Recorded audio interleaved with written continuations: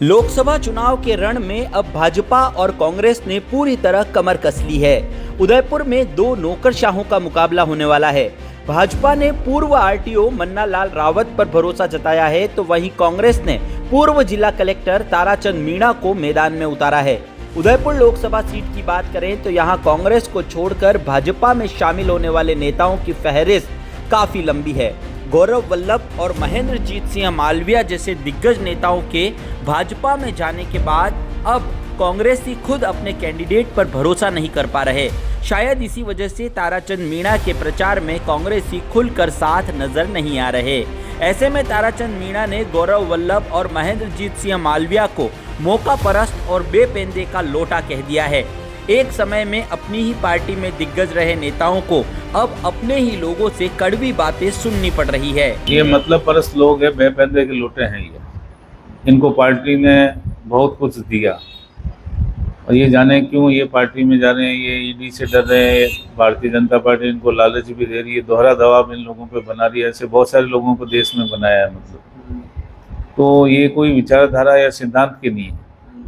जो लोग सिद्धांतवादी हैं वो कभी पार्टी छोड़ के नहीं जाते हैं, वो चाहे वो भारतीय जनता पार्टी हो या कांग्रेस की सरकार हो। एक समय में अपनी ही पार्टी में दिग्गज रहे नेताओं को अब अपने ही लोगों से कड़वी बातें सुननी पड़ रही है। उदयपुर लोकसभा सीट पर बाप का असर भी होने वाला है। बाप पार्टी मजबूती से मैदान में उतरती है तो यह मुकाबला त्रिकोणीय हो सकता है। बाप पार्टी को लेकर जब हमने दोनों प्रत्याशियों से बात की तो कांग्रेस प्रत्याशी ने साफ किया कि भाजपा आदिवासियों को लड़ाने का काम करती है, यहाँ बाप का कोई असर नहीं रहने वाला। उन्होंने बाप को संकुचित विचारधारा की पार्टी बताया है। तो वहीं भाजपा कैंडिडेट ने इस पर पलटवार करते हुए कहा कि बाप पार्टी बीटीपी से टूटकर बनी है। ऐसे में ये एक छोटा सा विषय है, लोग राष्ट्रीय पार्टियों पर ही भरोसा करते हैं। कल बीटीपी थी, आज बाप है और कल कोई और पार्टी होगी, इसलिए उसका ज्यादा प्रभाव पड़ने वाला नहीं है। नहीं, बीजेपी का कोई असर नहीं, क्योंकि लोगों को पता है कि जैसे मान लो ये बीजेपी के कैंडिडेट हैं, इन्होंने आदिवासियों को आपस में लड़ाने का काम किया। आदिवासी गैर आदिवासियों को काम लड़ाने का काम बीजेपी के कैंडिडेट ने किया। इनकी पृष्ठभूमि यही है। साथ में अभी आप बाप की बात करें तो बाप भी एक ऐसी विचारधारा है, बाप भी एक ऐसी विचारधारा है जो एक संकुचित विचारधारा है। जबकि हमारी जो पार्टी है वो धर्मनिरपेक्ष पार्टी, सभी 36 कौमों को साथ में लेकर चलती है।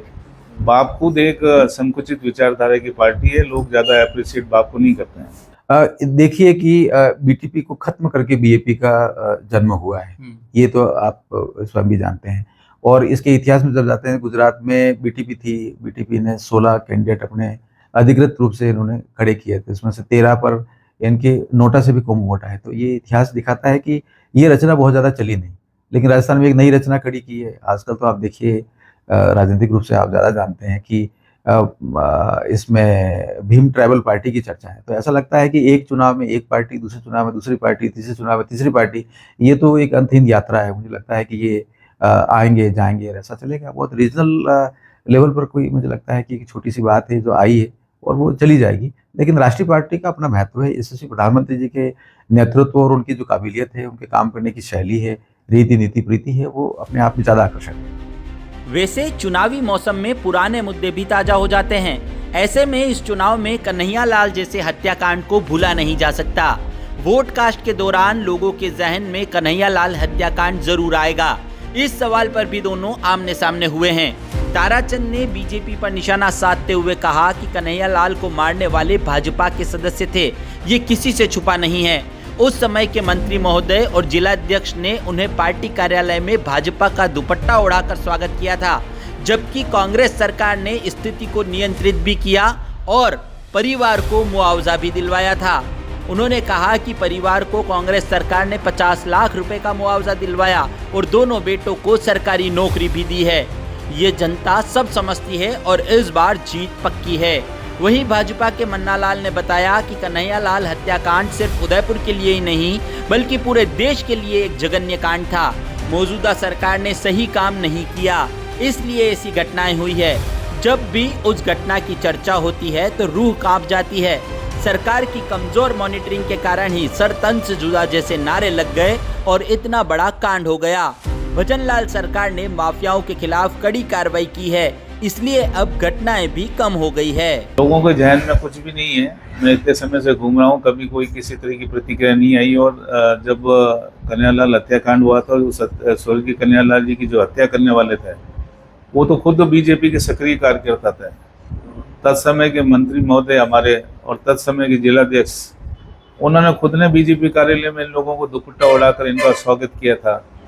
और हमारी सरकार ने तो उस स्थिति को तुरंत कंट्रोल कर दिया था। मैं खुद जिला मजिस्ट्रेट था और मेरी भूमिका को मुख्य सचिव और डीजीपी साहब ने खुद ने अप्रिशिएट किया, मुख्यमंत्री जी ने अप्रिशिएट किया कि जिला मजिस्ट्रेट के नाते मैंने उदयपुर को सुरक्षित रखा।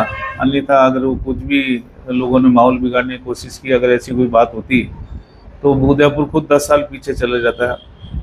सरकार ने उनके दोनों बच्चों को नौकरी दी, उनको 50 लाख रुपए की आर्थिक सहायता करवाई। इतना ही नहीं, जो घायल थे उसमें राजकुमार जी शर्मा, उनका स्पेशल ग्रीन कॉरिडोर बनाकर ट्रीटमेंट करवाया और 5 लाख रुपए की सहायता उनको भी दी। तो हमारी सरकार ने तो पूरा रोल जो एक गवर्नमेंट को निभाना चाहिए वो निभाया। जब भी चर्चा करते हैं कन्हैया टेलर के उस पूरे घटनाक्रम की, तो लोग बहुत गंभीरता से इसकी चर्चा करते हैं। लोगों के जहन में, लोगों के मानस पटल पर ये अंकित है। और ये भी है कि उस कालखंड में एक शिकायत हुई है और शिकायत को किस तरीके से पुलिस ने एक्शन नहीं लिया है। चर्चा इस बात की भी है कि इसको टाल-मटोल किया गया, कहीं इशारे हुए होंगे, जो भी बात हुई होगी। लेकिन एक ज़िंदगी जब जाती है, वो सारी चीज़ें तो अपने सामने ही है। लेकिन जो जघन्य हत्याकांड हुआ, आतंकी हत्याकांड हुआ, जिस ढंग का उसमें वो सीन दिखाया, जिस ढंग के नारे लगाए सरतन से जुदा, और उसके अलावा फिर भारत के यशस्वी प्रधानमंत्री जी की तरफ इशारा करते हुए बात कही गई, तो लगता है कि ये सारे विषयों को लेकर पूरा जनमानस इस तरह से इसको बहुत गंभीरता से लेता है।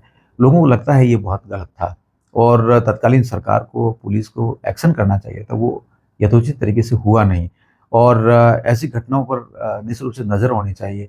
और ऐसा भी देखेंगे कि आप विगत 100 दिवस में राजस्थान में जिस प्रकार से यशस्वी मुख्यमंत्री जी ने जिस ढंग से माफिया के खिलाफ कार्रवाई की है और उनकी कमर तोड़ी है, काफ़ी लोग, हज़ारों की संख्या में लोग सलाखों के पीछे गए हैं, तो लगता है कि सरकार के समर्थन में एक बड़ा लोकमत बना है। लोगों को लगता है कि ये होना चाहिए था, ऐसा तब भी होना चाहिए था, लेकिन हुआ नहीं। ये बात लोगों के जहन में है। यार भाई, आजकल मुंह से काफी स्मेल आ रही है। लोग भी मुझसे दूर जाने लगे हैं। दूर जाते लोगों को रोकना है तो तुम हरी माधव का मुखवास ट्राई करो। ये माउथ को घंटों तक फ्रेश रखने और मुंह की स्मेल भगाने के साथ रिश्तों को भी जोड़ कर रखता है। इसका टेस्ट भी बड़ा लाजवाब है और भाई, इसमें 40 से ज्यादा वैरायटियां भी उपलब्ध हैं, वो भी प्रीमियम क्वालिटी के साथ।